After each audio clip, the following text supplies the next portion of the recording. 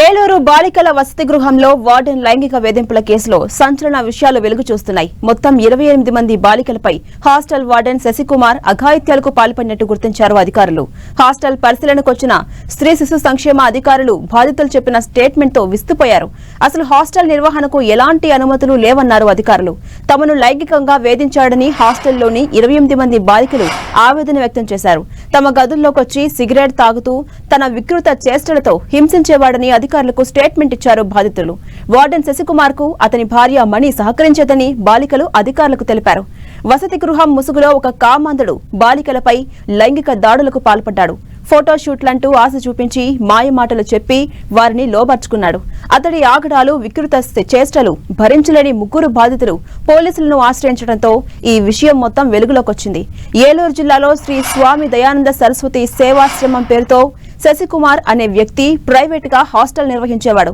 అందులో సుమారు 50 మంది అక్కడ వసతి పొందుతూ విద్యాసంస్థలో చదువుకుంటున్నారు. ఇక కరోనా సమయంలో ఆశ్రమ నిర్వాహకులు వసతి గృహాన్ని సరిగా పట్టించుకోలేదు. దీంతో బీసీ వెల్ఫేర్ హాస్టల్ ఉద్యోగి శశికుమార్ వసతి గృహాన్ని చేజెక్కించుకున్నాడు. ప్రస్తుతం శశికుమార్ చింతలపూడి మండలం ఎర్రగుంటపల్లిలోని ప్రభుత్వ బీసీ హాస్టల్ వార్డెన్ గా పనిచేస్తున్నాడు. ఏలూరులో ఫోటో స్టూడియో సైతం నడుపుతూ ఉండేవాడు. వసతి గృహం వద్ద వార్డెన్ గా తన భార్య మణి, సంరక్షకురాలిగా మేనకోళ్లను పెట్టి అసాంఘిక కార్యకలాపాలు కొనసాగిస్తున్నాడు. శశికుమార్ ఆగడాలను భరించలేని ముగ్గురు బాలికలు రాత్రి పోలీస్ స్టేషన్లో ఫిర్యాదు చేశారు.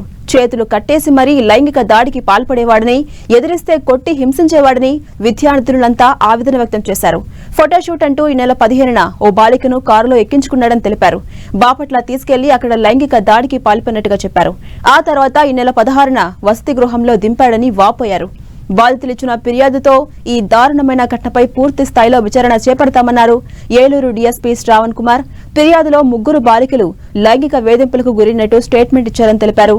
పరారీలో ఉన్న వార్డెన్ శశికుమార్ కోసం గాలింపు చర్యలు చేపట్టామన్నారు ఏలూరు డీఎస్పీ.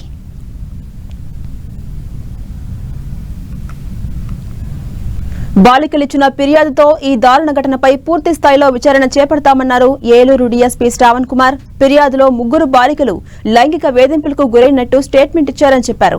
మహిళా ఎస్ఐ కేసును విచారించేలా ఆదేశించామని, పరారీలో ఉన్న వార్డెన్ శశికుమార్ కోసం గాలింపు చర్యలు చేపట్టామన్నారు ఏలూరు డీఎస్పీ.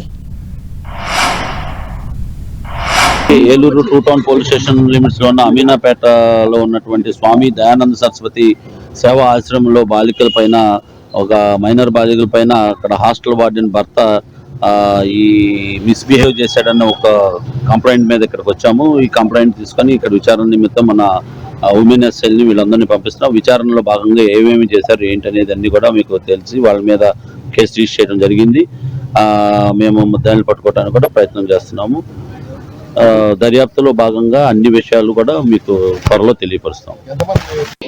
చాలా వరకు పిల్లలందరినీ భయభ్రాంతులకు గురి చేయటమే కాకుండా వాళ్ళని ఎమోషనల్ గా కంప్లీట్ బ్లాక్ మెయిల్ చేయటం అనేది మెయిన్ పిల్లలు ఇచ్చిన స్టేట్మెంట్స్ ని బట్టి తెలిసింది. సేమ్ ఇదే పోలీసులు కూడా 2 టౌన్ లో రిపోర్ట్ చేయడం జరిగింది. మన ఏలూరు డిఎస్పీ సార్ కూడా ఎంక్వైరీ చేస్తూ ఉన్నారు.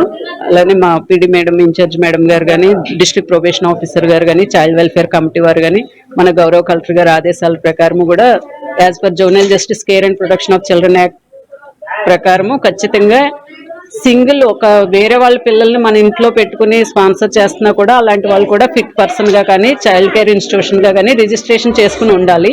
ఇలాంటి అనాథరైజ్డ్ గా పెట్టుకుని పిల్లల్ని స్టడీస్ పర్పస్ అవనివ్వండి, వాళ్ళ యొక్క economic or social background base చేసుకుని నీడ్ బేస్డ్ చిల్డ్రన్ ఇక్కడ పెట్టుకుని సేవ రూపంలో చేస్తున్నా కానీ వాళ్ళందరిది ఖచ్చితంగా గవర్నమెంట్ తోటి టైఅప్ అయ్యి రిజిస్ట్రేషన్ లైసెన్స్ తీసుకుని ఉండాలి. ఇక్కడ ఈ హోమ్ విషయంలో అది జరగలేదు. కాబట్టి దీనిపైన గౌరవ కలెక్టర్ గారి ఆదేశాల ప్రకారము ఫర్దర్ యాక్షన్స్ ఏంటనేది పోలీస్ వారి చర్యలు